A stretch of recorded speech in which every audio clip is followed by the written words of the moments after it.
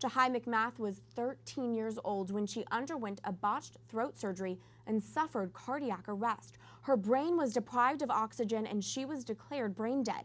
But now, nearly 4 years later, a judge rules Jahi may technically still be alive. A California judge is allowing a malpractice lawsuit against the hospital to move forward. And if the family succeeds, Jahi's care could be covered. The ruling came after a retired neurologist in court said videos of Jahi show the teen is still alive. This case has reignited a national debate over brain death.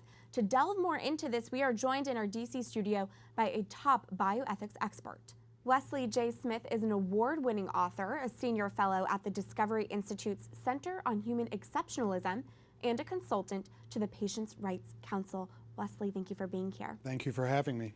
This is a very uncertain case, and you have been writing about it. You just wrote a piece in First Things, and it starts off, in California, Jahi McMath is legally dead. In New Jersey, she is legally alive. How can this be? Well, the states of California and New Jersey have different laws. Brain dead is brain dead in both states, but which Jahi was found to be in California. Right. But in New Jersey, there's a religious exemption.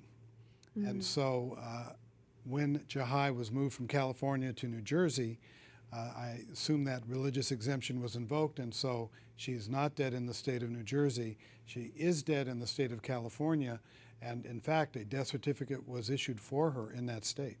You have previously written that you believed that Jahi was, in fact, dead. Now, 2017, do you think that death certificate should be revoked? You know, 4 years ago, that's how long it's been practically. In a few months, it'll be 4 years. Doctors testified that she had lost all neurological function, total brain failure. They testified her body would break down. As most people who were declared brain dead, their bodies do break down. They testified that there were treatments that were requested would not be efficacious. 4 years later, Jahi has not broken down. 4 years later, according to the testimony of Dr. Alan Schumann, who used to teach at UCLA, he's a pediatric neurologist, very well respected, he believes that she no longer exhibits the criteria for brain dead, even in California. Wow. And I visited Jahi with Bobby Schindler a few weeks ago. And I have to say, I'm convinced that we should not leave this with the test from 2013, that enough time has passed, and for example, videos that Jahi's mother has taken, some things that I saw, I think that this case needs to be examined more thoroughly.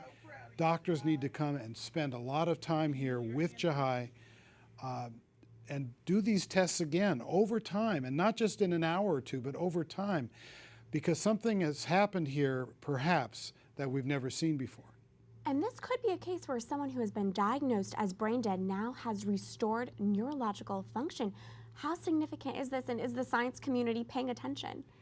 If indeed she was properly diagnosed as brain dead back in 2013, and she now has certain functions that she didn't have then, my understanding is that that would be unprecedented.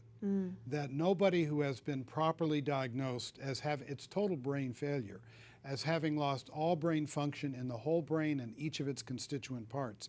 It's my understanding no one is, because it's supposed to be irreversible, right?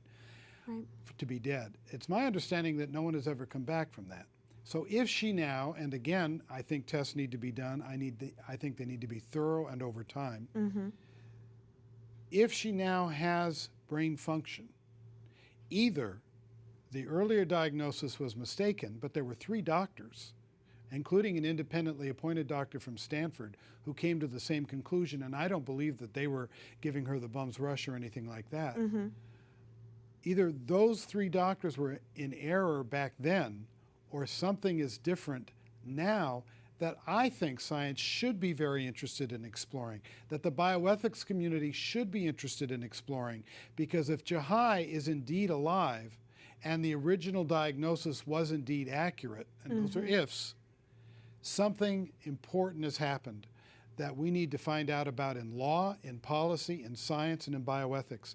And the idea that we could just pretend that this isn't happening is a form of whistling past the graveyard. And I'll tell you, having met Jahi's mother, she's not going to let this go. Jahi's mother is dedicated to her daughter. I was really impressed, and really believes that Jahi is still with us. And I would not want to be on the wrong side of that woman, I'll tell you. That is incredible. Wesley J. Smith, thank you so much for your insight on this, bringing some clarity to these really confusing questions we're facing. Wesley J. Smith of the Discovery Institute, thank you. Thanks for having me.